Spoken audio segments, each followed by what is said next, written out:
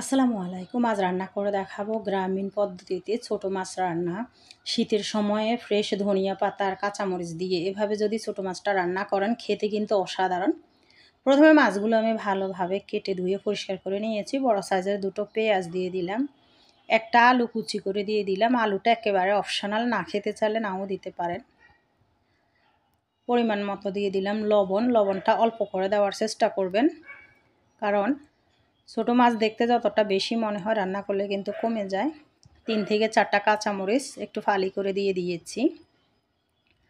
Half চায়ের চামচের একটু বেশি হলুদ গুঁড়া দিয়ে দিলাম, আর 1 চায়ের চামচের একটু বেশি, প্রায় 1.5 চায়ের চামচের মতো দিয়ে দিব এখানে আমি মরিচের গুঁড়া।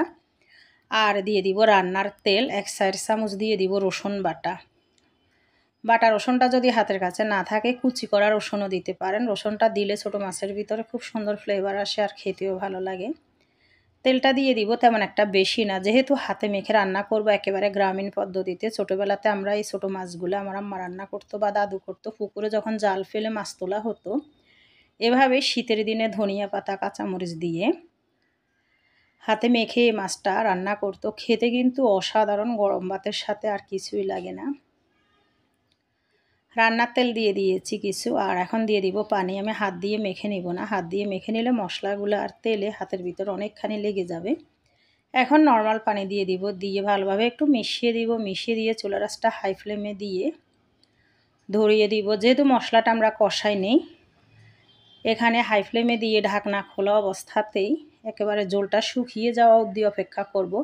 তাহলে হবে কি, মশলার কাঁচা গন্ধটা চলে যাবে, মাছেরও কাঁচা গন্ধটা চলে যাবে।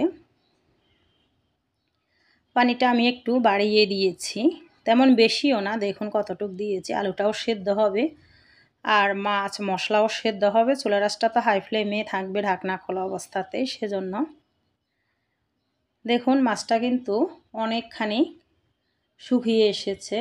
এই যে এখন আরও কয়েকটি কাঁচামরিচ দিয়ে দিব উপর থেকে, একটু ফ্লেভারের জন্য, ঝাল বের হবে না এগুলা। হাতের কাছে যদি টমেটো থাকে এখানে 2টো টমেটো দিয়ে দিতে পারেন, আরও ভালো লাগবে খেতে। আর বেশ করে ধনিয়া পাতা দিয়ে দিব। নামানোর আগে লবণটা চেক করে নেবেন। এখন চুলার আঁচটা লোতে করে ঢাকনা দিয়ে 1 থেকে 2 মিনিটের মতো রেখে দিব। ধনিয়া পাতার ফ্লেভারটা মাছের ভিতরে যাবে। একেবারে গ্রামীণ একটি রান্না, যেভাবে আমরা ছোটোবেলায় খেয়েছিলাম এই ছোটো মাছ রান্নাটা, সেটাই আর শেয়ার করলাম আপনাদের সাথে। এই ধনিয়া পাতাটায় দেওয়ার চেষ্টা করবেন। আরেকটা যে বিলাতি ধনিয়া পাতা আছে সেটা দিলে কিন্তু ছোটো মাছের ভিতরে শীতের সময়ে অতটা ফ্লেভার আসে না।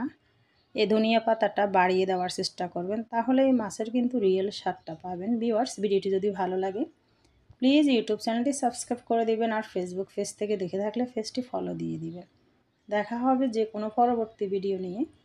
সে পর্যন্ত ভালো থাকবেন, সুস্থ থাকবেন, পরিবার নিয়ে সবাই। আল্লাহ হাফেজ, আসসালামু আলাইকুম।